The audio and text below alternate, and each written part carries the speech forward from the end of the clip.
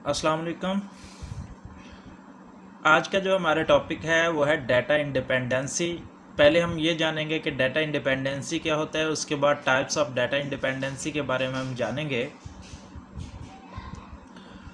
तो data independency की अगर हम बात करते हैं तो इसके अंदर हमने ये देखना है कि it is the capacity to move a scheme definition in one level without affecting a scheme definition in a higher level। मतलब ये है इसका कि ये ऐसी कैपेसिटी का नाम है जो मॉडिफाई करती है स्कीमास को या लेवल्स को या डेफिनेशंस को, जो एक लेवल से दूसरे लेवल को इफ़ेक्ट किए बिना ही क्या करता है, वो चेंज करता है। मतलब कि हमारे पास ये जो नीचे डायग्राम दी गई है ये वाली, इसके ऊपर आप थोड़ी सी तवज्जो करेंगे तो आपको समझ आ जाएगी। यहाँ पे ये 3 लेवल्स हैं।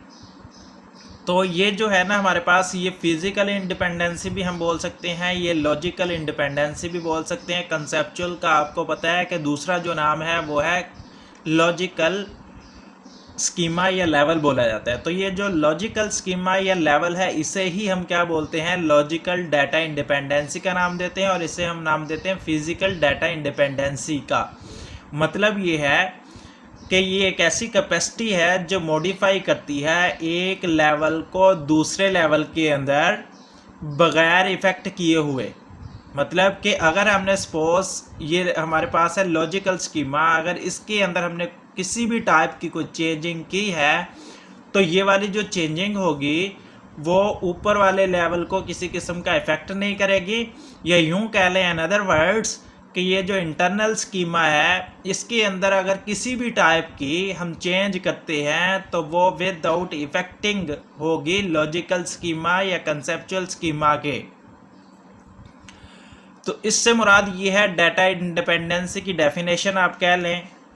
ये डायग्राम को आपने अच्छे तरीके से समझना है, ये लास्ट टाइम भी हमने पढ़ा हुआ है। उसके बाद टाइप्स ऑफ डाटा इंडिपेंडेंसी की हम बात करें तो there are 2 kinds of data independency. 2 तरह की डाटा इंडिपेंडेंसी होती है। पहली की अगर हम बात करें physical data independency, it is the capacity to modify the physical schema या scheme without having alternations to be conceptual schema।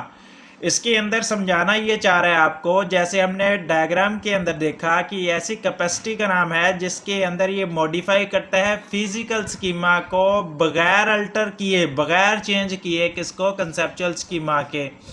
ये यहाँ पे मैं आपको बता देता हूँ कि इसके अंदर कहता है कि फिजिकल जो स्कीमा है ये चेंज होता है या इसके अंदर अपडेट हम करते हैं किसी भी टाइप की, तो वो लॉजिकल को या कंसेप्चुअल स्कीमा को बगैर अफेक्ट किए हुए ही वो अल्टरेशन कर लेता है इसके अंदर। ये देखें आप ज़रा दोबारा से, capacity to modify the physical schema. इसके अंदर फिजिकल स्कीमा को क्या किया जाता है, मॉडिफाई किया जाता है बगैर अल्टरनेशन किए, बगैर चेंज किए, किसी किस्म की कोई चेंज नहीं होती कंसेप्चुअल स्कीमा के। मतलब कि उसे वो क्या करता है, कंट्रोल करता है। एग्जाम्पल देता हूँ फिर आपको समझ आ जाएगी। A change to the internal schema, कहता है कि हमने इंटरनल स्कीमा के अंदर चेंज किया, such as a using different files, different किस्म की फ़ाइल को इस्तेमाल करते हुए, ऑर्गेनाइजेशन और स्टोरेज स्ट्रक्चर, हम उन फाइल्स को या ऑर्गेनाइजेशन उनको ऑर्गेनाइज कर रहे हैं, या फिर हम उनको स्टोरेज डिवाइसेस के अंदर स्टोर कर रहे हैं उसके स्ट्रक्चर को, या फिर हम इंडेक्स स्ट्रेटजी जो है वो यूज़ कर रहे हैं। Should be possible without having to change the conceptual और एक्सटर्नल स्कीमास। कहता है कि ये सारी चीज़ें जो मैंने बताया, अगर हमने फाइल को ऑर्गेनाइजेशन करना हो, स्टोरेज स्ट्रक्चर देखना हो, स्टोरेज डिवाइसेस देखना हो, या इंडेक्स स्ट्रेटजी को देखना हो, तो ये सारी की सारी जो चीज़ें हैं ये पॉसिबल हैं बगैर चेंज किए हुए कंसेप्चुअल और एक्सटर्नल स्कीमा को।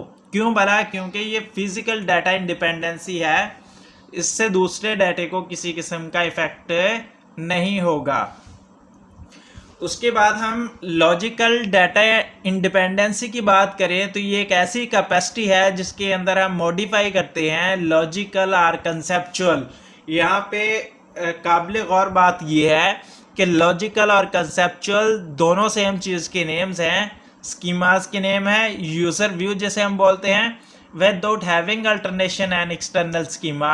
मतलब कि अगर हम लॉजिकल या फिजिकल के अंदर यहाँ पे अगर कोई भी चेंज करते हैं तो वो जो चेंज है हमारी इस चेंज से किसी किस्म का जो इफ़ेक्ट है वो अल्टरनेशन नहीं करेगी इंटरनल स्कीमाज के अंदर। तो इंटरनल स्कीमा यहाँ पे क्या है, इंटरनल स्कीमा ये वाला है, इसके अंदर किसी किस्म का अगर चेंज करते हैं तो फिर इसके अंदर किसी किस्म की अल्टरनेशन नहीं होगी, इसको कोई इफ़ेक्ट नहीं होगा। तो इसे हम क्या नाम देते हैं, इसे हम लॉजिकल डाटा इंडिपेंडेंसी या कंसेप्चुअल डाटा इंडिपेंडेंसी का नाम भी दे सकते हैं। एग्जाम्पल मैं आपको देता चलूँ तो आपको मज़ीद समझ आ जाएगी इसकी।